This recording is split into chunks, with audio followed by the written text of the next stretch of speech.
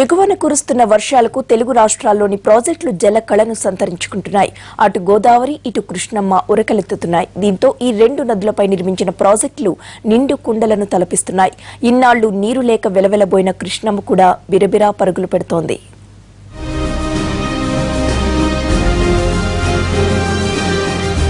కర్ణాటక, మహారాష్ట్రల్లో భారీగా వర్షాలు కురుస్తున్నాయి.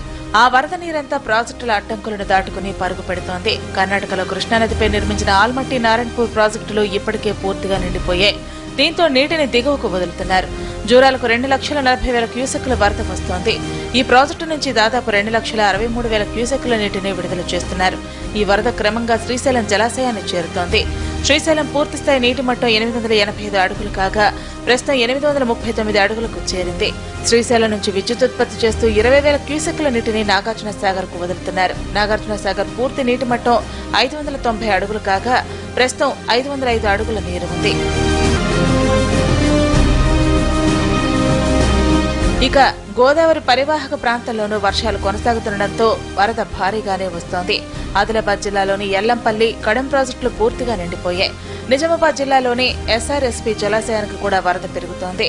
ఉత్తర తెలంగాణకు వరప్రదాయనిగా భావించే ఈ ప్రాజెక్టు పూర్తిస్థాయి నీటి మట్టం 1,091 అడుగులు కాగా ప్రస్తుతం 1,078 అడుగులకు చేరింది.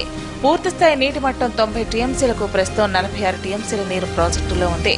ఖమ్మం జిల్లా భద్రాచలం వద్ద కూడా గోదావరి పరవళ్లు తొక్కుతోంది. మరికొన్ని రోజులు వర్షాలు ఇలాగే కొనసాగితే తెలుగు రాష్ట్రాలకు కీలక ప్రాజెక్టులైన శ్రీశైలం, నాగార్జున సాగర్ పూర్తిగా నిండే అవకాశం ఉంది.